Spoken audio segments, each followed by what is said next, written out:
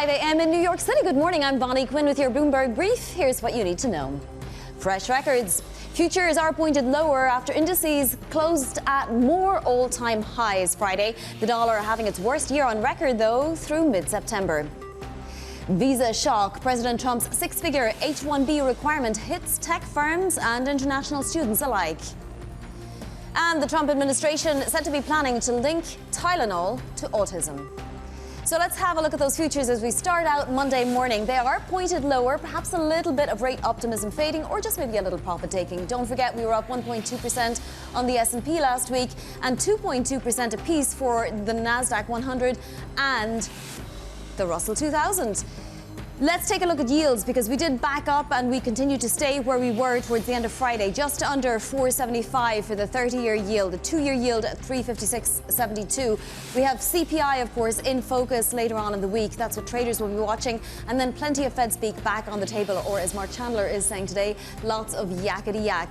We also want to point to gold, because it did hit a record again this morning. So that speaks to rate optimism continuing, perhaps rate cut optimism. We're up another 1% now, well above 37.20. On the other side of the coin, literally though, is cryptocurrencies. We saw a massive liquidation today. Bitcoin was trading at one point below $112,000, having traded above $117,000 Friday. So we'll keep an eye on that environment as well. Now let's get to some individual stocks to watch. Over to London and Valerie Titel. Valerie. Good morning, Ivani. Let's start with the maker of Tylenol. That's Kenvue, down nearly 3% so far in pre-market trade. This comes after the FT reporting that the Trump administration is likely to link Tylenol to one of the causes of autism later today. Now, the report did mention that the president could officially warn pregnant women not to use Tylenol during pregnancy. And since the Trump administration has floated this autism link around 2 weeks ago, Vani, shares of Kenvue are down around 15%. Let's move over to M&A activity. This is from the FT reporting that Pfizer is looking at an acquisition of Metsera, around a $7 billion acquisition. Now, this would be a move by Pfizer to beef up its obesity chain. They had their own drug that failed tests back in April and has since then looking for an acquisition to beef up its own pipeline. Metsera has a key obesity drug in development that is a monthly shot, and they are looking to compete with Novo Nordisk and Eli Lilly on that ground. Lastly, let's end with a check on the Mag 7. They are known to be heavy users of the H1-B visa after Trump mentioned he is putting a $100K fee on the visa. We're seeing shares of Amazon, Microsoft, and Meta in the red this morning. But, Vani, we had those tech stocks reaching record highs on Friday. It was a positive session on Friday. So whether this is just a pullback from record highs or if this is a negative read-through from the H1-B situation is really up to investors' decisions. Vani. Very small declines for sure at this hour, Valerie. Thank you. And later this hour, a conversation with Lucy Baldwin, Global Head of Research at Citi. Well, as Valerie was mentioning, President Trump's H-1B visa hike to $100,000 a fee triggered some confusion for corporate America and workers over the weekend. Bloomberg's Kasia Kimashinska is with us now from Washington. Kasia, do we have more clarity this Monday morning? Good morning. Indeed, this was a surprising announcement that the White House made on Friday. President Trump introduced this huge new fee of $100,000 on visas that were fairly popular among the tech companies, and as you have mentioned, but not only. Universities also use them, hospitals, and, Walmart, for example, financial companies.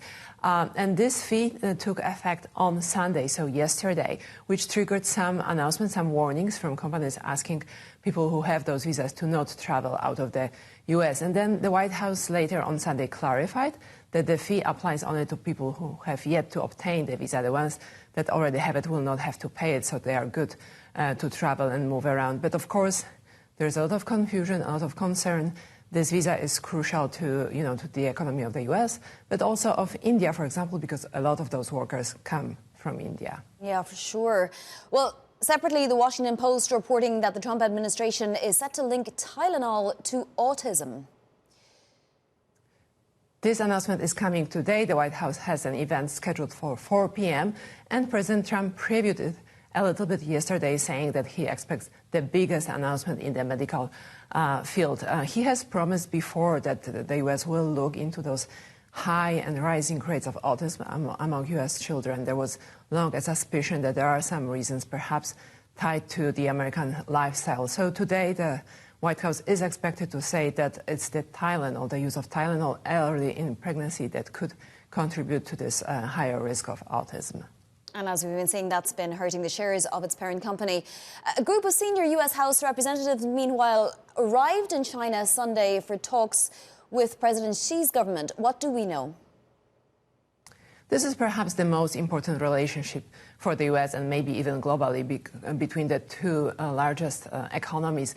And so we had this delegation of U.S. lawmakers, the first one in 6 years that went to China. They met yesterday with high-level officials, and the two sides discussed basically trying to, coexist without major conflicts. The U.S. raised the issue of fentanyl, of nuclear weapons, but also AI, looking to, safely develop AI and basically coexist. This visit comes after a call between President Trump and President Xi on Friday. That call focused mostly on TikTok, the U.S. operations of the popular social media app, but also on trade and tariffs. And President Trump also said that he will meet Xi later this year at an APEC summit in Asia, and the two will visit each other next year. All right, Kasia, thank you so much. That is Kasia Kimishinska there for us in Washington, D.C. And returning to the issue of visas, the companies said to be most affected by the policy tweak include maybe most of U.S. big tech, among others. Let's bring in Bloomberg Intelligence's Matthew Bloxham for more on that impact. Matt, how concerning is this policy to America's tech industry? Will there be some recalibration? Yeah, I think it is a concern, and as you said, that most likely there will be some recalibration over time. If you look at the kind of intersection, as we've mentioned a few times already, that the tech sector is really affected by this, but also India, and there's been a kind of decades-long evolution with kind of the Indian education system to kind of prepare people for being developers in the US tech space. So I think it's going to need quite a bit of rethink from a lot of companies. They have time, particularly now it's been clarified that it only applies to new applicants and it's not an annual fee.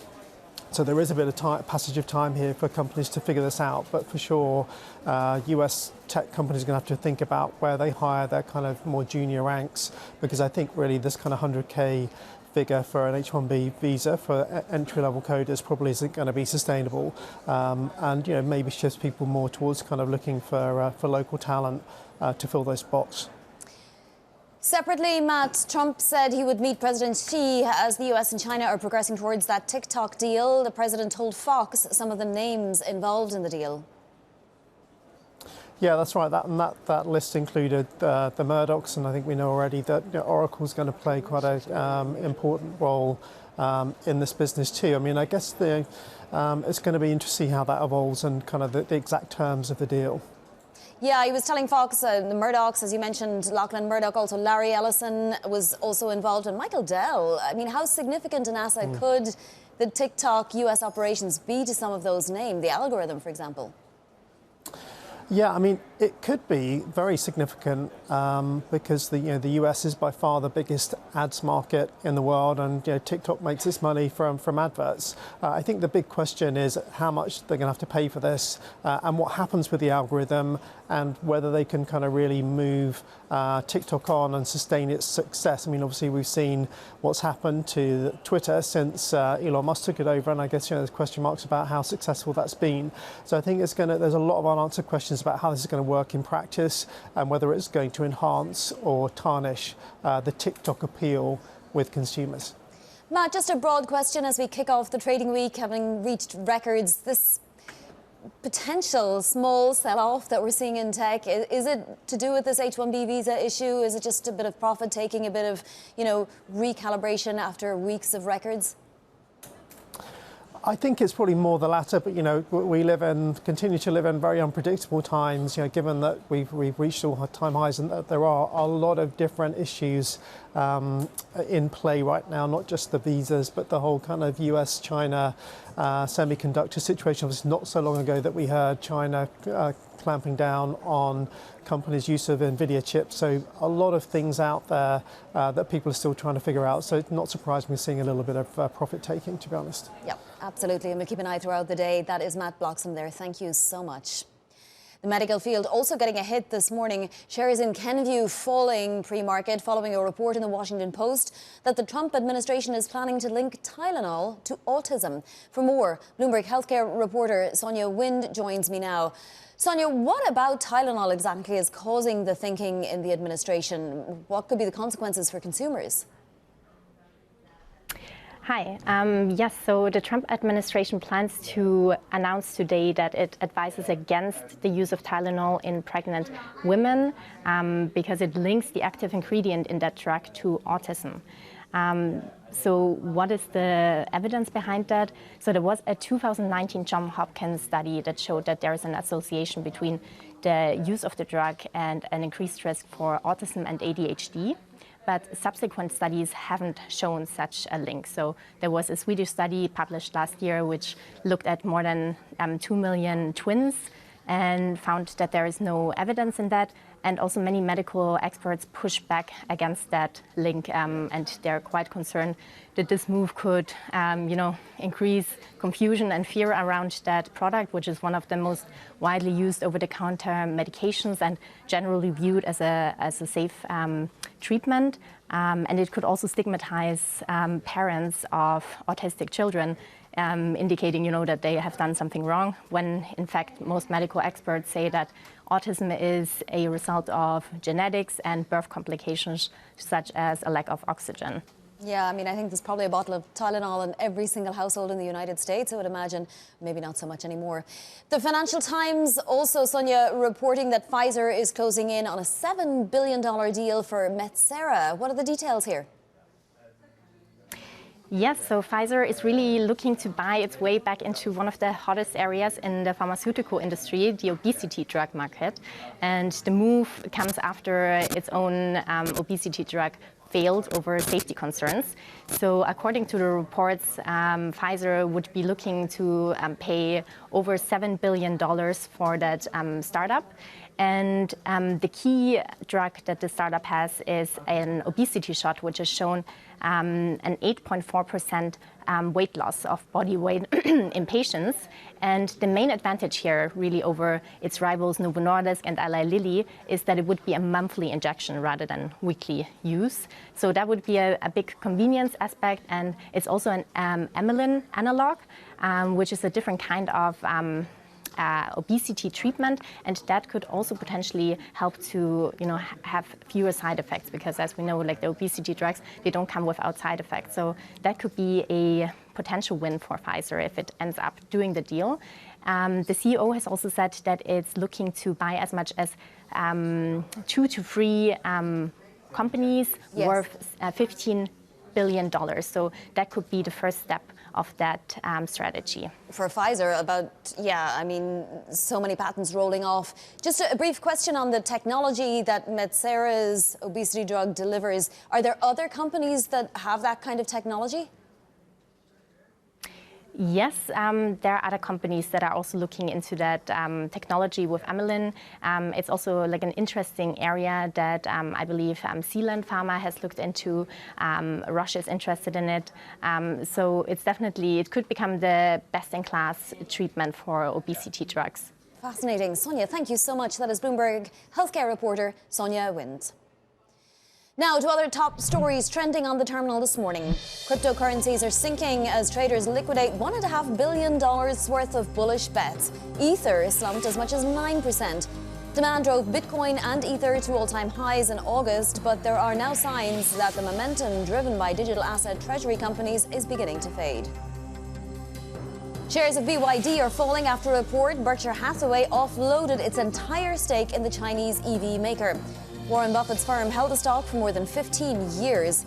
BYD's shares have tumbled about 30% from the all-time high reached 4 months ago due to growing concerns over its ability to fend off competition.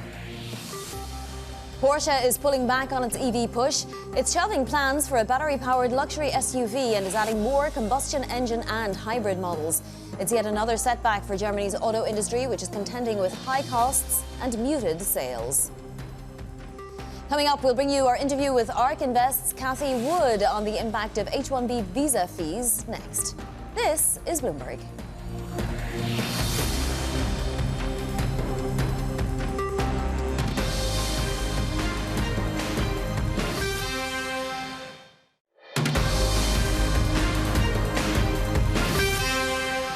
This is Bloomberg Brief. I'm Bonnie Quinn in New York. President Trump's move to curtail H1-B visas threatens to rewrite the rules for the tech industry. ARK Invest CEO Cathie Wood spoke to Bloomberg earlier on the impact of the decision. This is part of President Trump's negotiating process, and I think he's negotiating quite intensively right now with India. I think India would have the biggest impact here in terms of workers in the United States. So I think this is a little bit like tariffs, and it's going to capture all the headlines, and it's going to really take the oxygen out of the room, because there's a lot of really good fundamental activity happening in the United States relating to policy. Well, a lot of that innovation, a lot of that Silicon Valley kind of goodness really comes from the talent and the labor pool. We've been talking about this for quite some time in terms of how do you train your engineers, you train Americans to do a lot of what Silicon Valley depends on foreign workers to do. Does this impact innovation in Silicon Valley, and does it impact mega cap stocks, tech companies that are dependent on this? Well, from what we know of this administration, they ultimately want to keep students who have been educated in the U.S., foreign students that have been educated in the U.S., in the U.S. So really, I just think this is part of the negotiation with India, and that when all is said and done, we're probably going to loosen up the H1 visa program. But in the short term, is that going to have an impact on tech companies? I think what it's going to do is force tech companies to do what they're already doing, and that is become more efficient. And the other thing to note is, coding is changing dramatically. The number of coding jobs and openings has dropped dramatically because of AI. All of us can become coders. This is natural language programming. Generative AI is prompting ChatGPT to get your programs going. We can all do that. That's simplifying it. But I do think it gives you a sense of the kind of productivity, that possibilities that are possible, that will impact these tech companies longer term. That was ARK Invest CEO Cathie Wood speaking to Bloomberg earlier. Let's take a look now at where markets stand just a few hours before the U.S. Open. So we do have futures pointed lower. Markets maybe just taking a little breather after many weeks of volatility and even a little bit of enthusiasm with those records hit for all the major indices again on Friday. The 10-year yield, where it was just at the end of last week, backing up a little bit after the FOMC decision to 412.35. The whole curve up a little bit. The 30-year yield just below 475 today. Take a look at the dollar index. Another little bit of weakness today. It's had its worst year, the dollar index, DXY that is, through the middle of September on record. So going back as far as records start, this has been the worst year for DXY. It's down more than 10% versus a basket of major currencies. Coming up, Saks Fifth Avenue looking to sell a stake in Bergdorf. And a look at what else is making headlines in your front page news. This is Bloomberg.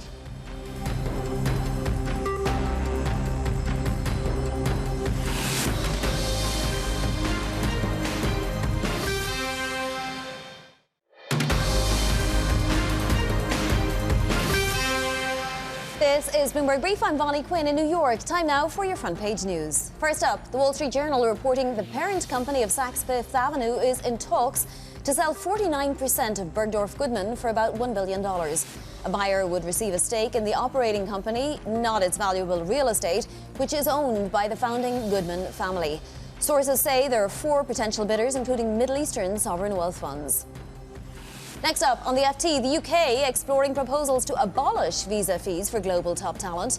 The reforms were being discussed before the Trump administration announced it would increase application fees for H1-B visas to $100,000. And on the New York Times front page, Britain, Canada and Australia confirming that they now formally recognise Palestinian statehood.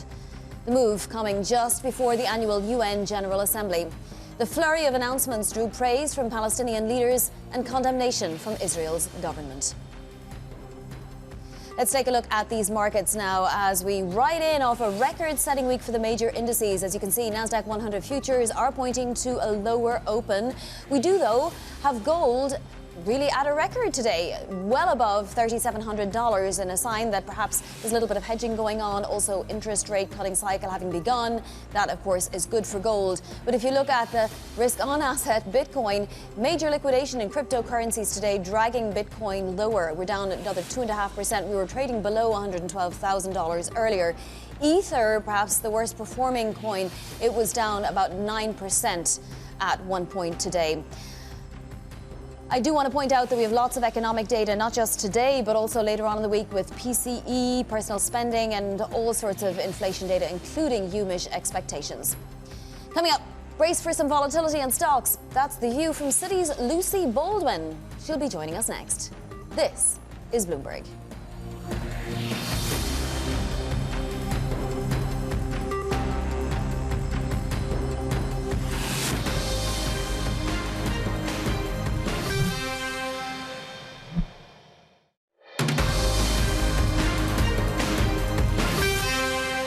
It's 5:30 a.m. in New York City. Good morning, I'm Bonnie Quinn with your Bloomberg Brief. Here's what you need to know. Fresh records. Futures, though, pointed lower after indices closed at more all-time highs Friday. The dollar index having its worst year on record through mid-September. Visa shock. President Trump's six-figure H1-B requirement hits tech firms and international students alike. And the Trump administration is said to be planning to link Tylenol to autism. So let's have a look at those markets now. As I said, futures on major indices pointed lower, but not by a huge amount. S&P futures, Nasdaq 100 futures, Russell 2000 futures, they're all just in the red. But don't forget, we did see those records Friday and nice gains, particularly for the Nasdaq 100 and Russell last week. They were up 2.2% apiece for the week.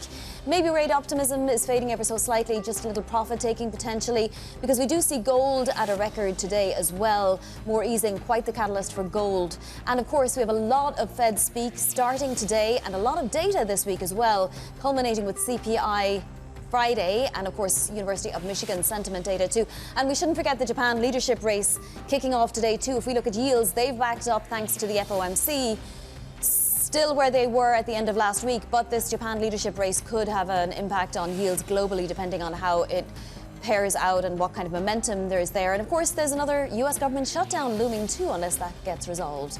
So lots to watch for, but let's get to some stocks now. Individual stocks moving in the pre-market. Here's Valerie Teitel. Valerie.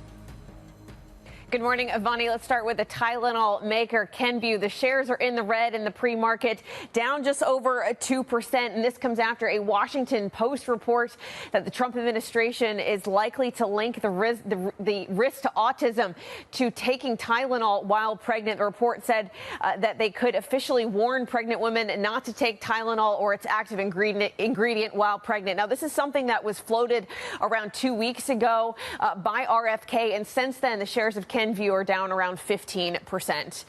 Next, let's move on to some merger speculation. This is an FT report that Pfizer is looking at Metsera, a possible $7 billion acquisition for the drug company, sending shares of Metsera up almost 50%. Now, this would widely be seen as Pfizer attempting to get its foot back into the weight loss drug industry after its own drug failed some tests back in April. Metsera has a drug in contention that is a monthly shot as they're looking to compete with Novo Nordisk and Eli Lilly in this market. Lastly, let's end in the auto space. Over in Germany, we're seeing some decent declines when it comes to Porsche and VW shares, down over 7% for each of them.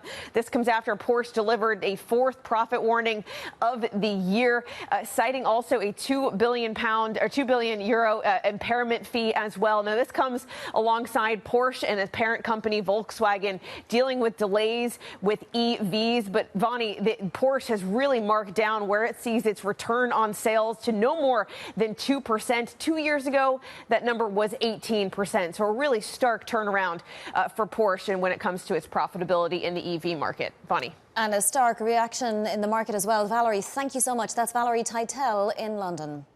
Stock futures pulling back today after closing at fresh record highs for the major indices as prospects for more rate cuts bolsters the outlook for corporate earnings. The team over at Citi looking at a fair value on the S&P 500 at about roughly 6,600 right now. Their bull case for the end of the year, though, 7,200. Lucy Baldwin, Citi's global head of research, joins us now. Lucy, happy to have you. So one of the questions you ask in your research is what exactly is priced in? And, you know, I'm curious, maybe it's easier to ask what is not priced in at these elevated levels. Hello, good morning. Thanks for having me. Yes, absolutely. As you say, a lot is priced into markets at the moment, pretty much a Goldilocks scenario. And I think when you think about the importance of the Fed, it's important to understand what we've just learned, right? So we've obviously come through the latest set of discussions from the Fed. We believe that you're going to see 125 basis points of cuts from here, which essentially includes obviously the 25 we've just seen.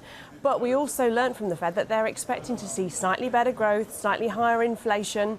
They've actually revised their unemployment rate lower, so essentially a cyclical upswing relative to where we were before. And cutting into that kind of strength historically has always been good for equity markets. So although we see limited upside to the end of the year, if you extend it out to say mid next year, we would have a target for the S&P of 6,900, so a little bit more space from here. But we are definitely going to see some volatility because a bit like this year, you've seen pretty good performances from all the major equity markets around the world this year. Not huge amounts between most of the major markets at the surface, but when you look under the hood, massive dispersion across sectors and across themes. And that sort of volatility and dispersion is what we'd expect to see from here going into the back end of this year and into next year. Well, as you said, Lucy, we're essentially at your year-end base case target already now on the S&P 500. Does that mean that you're not particularly looking for anything surprising out of earnings season or anything maybe even optimistic? Well, look, I think, we've obviously seen very strong earnings seasons this year from the US. Obviously, it's a slightly different story in Europe, where we started with a lot of expectation and now most people are expecting no growth in Europe. For the US, we're obviously still expecting double-digit growth, something like 12% earnings growth for this year, similar for next year. So really, it's all about whether those stocks in the US can continue to beat and generally raise. And again, I think we'd have to point to the broader tech AI thematic, which has obviously driven much of the market this year. And obviously, it will need to probably continue to deliver the market from here. So we would still be pretty bullish and pretty positive on a lot of those big cap tech names. But what we would also point to is that many people will be looking for that broadening to start, not just in the US, but beyond the US market, as you see this rate cutting cycle gain momentum, because that typically is what you see.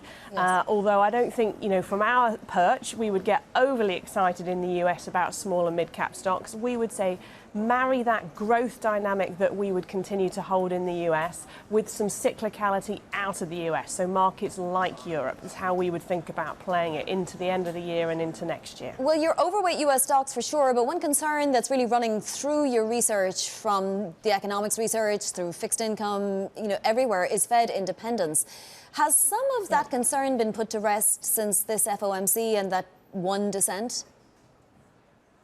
Well, I think we're going to have to monitor that incredibly closely, for the rest of this year and into next year, because, of course, the impact of that in terms of that bear steepening of the curve has big implications across markets, whether that's equities or whether that's fixed income. So I think it's probably too early to say that's been put to bed. But, of course, the key thing to watch there isn't just whether or not we're cutting, but it's the cutting relative to expectations that we would be looking to see. So if you were to see more cutting over and above what is expected by markets, so as I say, we're expecting that 125 basis points of cuts, including the one we've just had. Unless you start to see materially more than that, then I think we can have some comfort that we're not straying into that territory at the stage that we're at now. But we will obviously be watching to see who is appointed to the Fed as we head into next year, and the narrative that we're going to hear from them. Your fixed income story says a lot. You're neutral US, you're short Japan and long EM, particularly Mexico and Brazil. But what I want to concentrate on is that you're underweight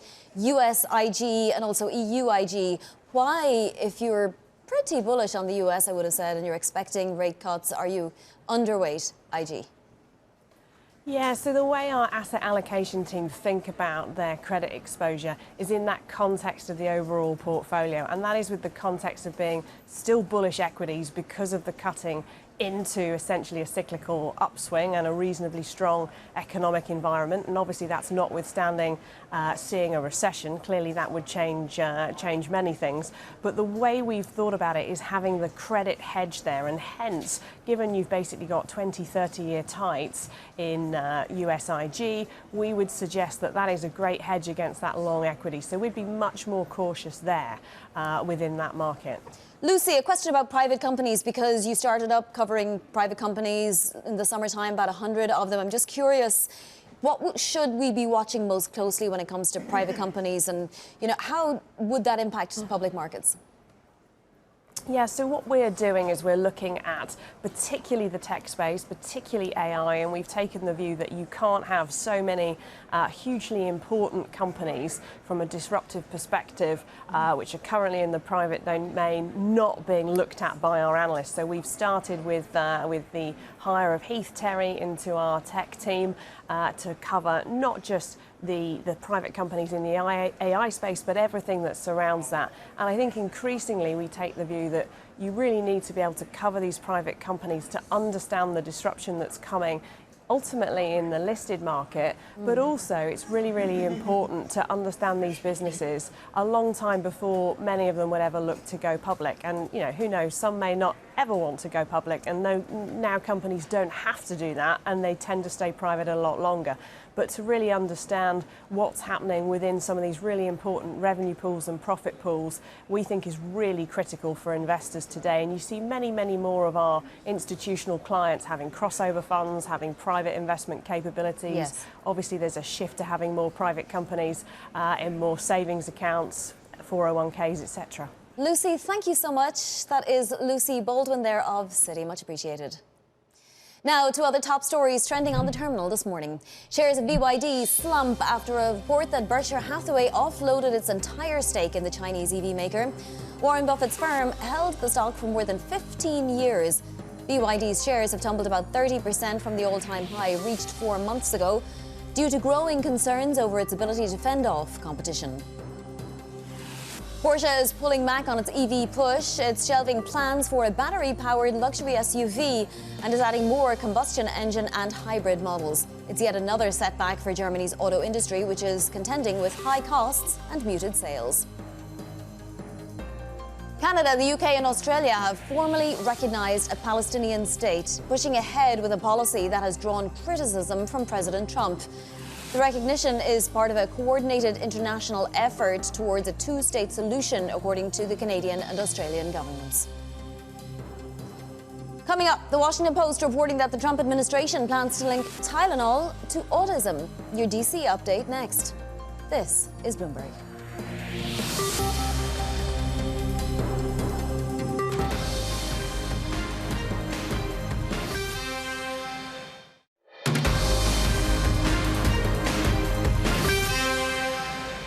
Everyone's going to be happy, and we're going to be able to keep people in our country that are going to be very productive people. And in many cases, these companies are going to pay a lot of money for that, and they're very happy about it. President Trump speaking Friday there about his planned policy for an H1-B visa fee hike to $100,000 apiece. The news triggering some confusion for workers and corporate America over the weekend. Bloomberg's Kasia Klimaszinska is with us now from Washington, D.C. Kasia, do we have more clarity this Monday morning? Good morning, Vani. Indeed, so over the weekend, some companies issued warnings to their employees that have the H1-B visas, asking them to stay in the country or return to the U.S. if they were overseas. But the White House also on Sunday clarified that the new $100,000 fee will not apply to people who already have the visa or have won it in the recent lottery. And also those people are free to travel in and out of the US. But of course, a lot of confusion there. This is a very expensive program now. Probably most of the companies will give it up. And it was used not only by the tech companies, but also by the colleges, hospitals. Walmart used a lot of it, financial institutions that will now have to look for talent here or outsource those companies, those services out of the US. Yeah, it's certainly not just the tech industry. Well, separately, the Washington Post reporting that the Trump administration is set to link Tylenol to autism. Why Tylenol? What do we know? So for one day today, President Trump will turn his attention away from perhaps economic and international issues and focus on health. He previewed it yesterday a little bit. He said that the biggest announcement in the medical field here in the U.S. is coming today. This announcement will be at 4 p.m. here at the White House, and the administration is indeed likely to say that pregnant women, especially early in the pregnancy, should not take Tylenol unless they have fever, because there is some connection between Tylenol, if its active ingredient, and those higher rates of autism here in the U.S. But we have yet to see what is the research, what is the science that the White House will cite. They will also likely discuss some medication that can be taken to mitigate some of the conditions that come with autism. There is apparently a way to help children speak and also listen to others, even if they're already diagnosed with this condition. Kasia, as you said, a big international week as well. Some U.S. House representatives meeting with Chinese officials, and also the president is set to meet with Arab leaders, and also Javier Milei of Argentina. What do we know? Let's talk about China first. China is still in focus, especially with the TikTok deal. So President Trump talked to his Chinese counterpart on Friday. He then thanked President Xi for approving the TikTok deal. This is to bring the U.S. operations of this popular social media up to the hands of American investors. And later over the weekend, the White House gave some more details. The White House said that indeed the algorithm will be controlled here in the U.S. and also 6 out of 7 seats on the board for the U.S. operation will belong to Americans. We also had, as you mentioned, a visit from U.S. lawmakers in China. Those talks focused more on national security and fentanyl. Kasia, thank you so much. We'll be monitoring it all. That's Kasia Klimaszinska in Washington. Well, returning to the issue of visas, the companies set to be most affected by the policy change include Amazon, Alphabet, Apple, Meta, Microsoft, most of U.S. big tech, in fact. Let's bring in Matthew Bloxham of Bloomberg Intelligence. Matt, how concerning is this new policy now to America's tech industry?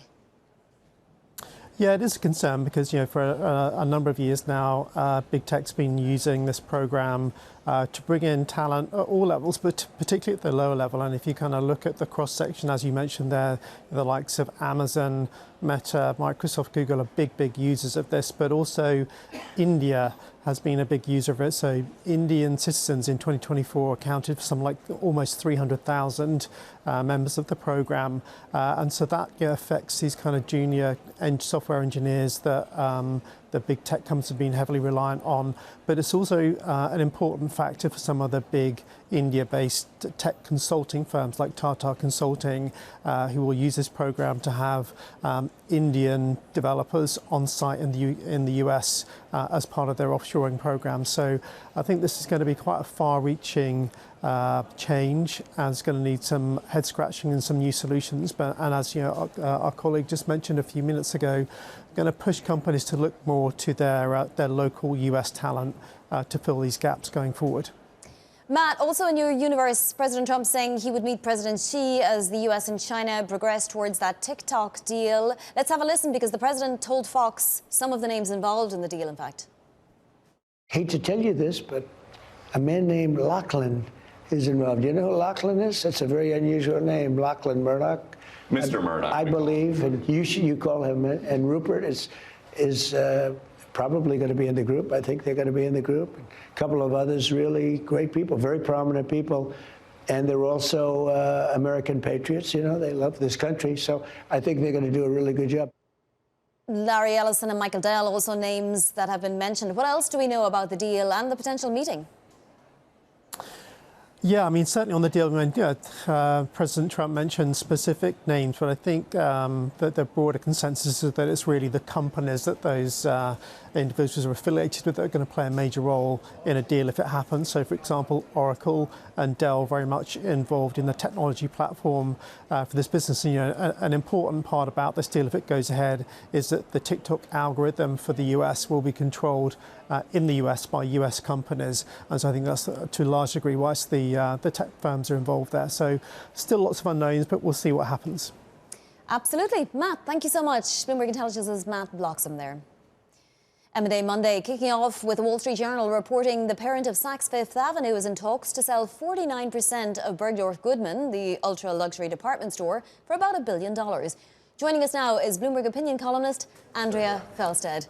So, Andrea, there have been so much carving out of U.S. high-end department stores that it's almost difficult to know who owns what at this point. Was Bergdorf fully owned by the U.S. shareholders, or how did it work? Yes, it is owned by Saks Global, the company that bought Neiman last year, and they are looking to sell a minority stake, obviously to raise funds, because when they did the deal just over a year ago, they took on a lot of borrowing, and since then the luxury market has really gone against them. Now, will there be a lot of bidders for this? Will there be high interest in having 49% of Bergdorf? Well, according to the Wall Street Journal story, it says this will be a stake in the operating company, not the real estate. So I would have thought that narrows down the field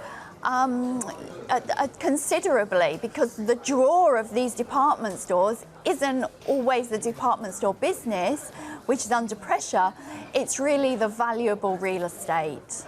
Yeah, and it's obviously high-end, elite real estate, and it's all going to still remain in the Goodman family. What happens if the parent company doesn't find a buyer or doesn't get the price it wants? Is it then in trouble? Well, it is really facing a lot of challenges with the debt, with overdue payment to suppliers, and the timing is interesting. Obviously, this won't be completed anytime soon, but the timing is interesting in that we're just getting close to the crucial time for these businesses, which is the fourth quarter. That not only are they stocking up with handbags and shoes, it's their key selling season. So it's notable that it's come about now. Yeah, this is traditionally when they get into the black, right? Andrea, thank you so much. Looking forward to reading your columns on all of this. That's Andrea Felsted of Bloomberg Opinion. Coming up, more traffic expected in New York City with the UN General Assembly kicking off this week. We'll get you set up for your trading week next. This is Bloomberg.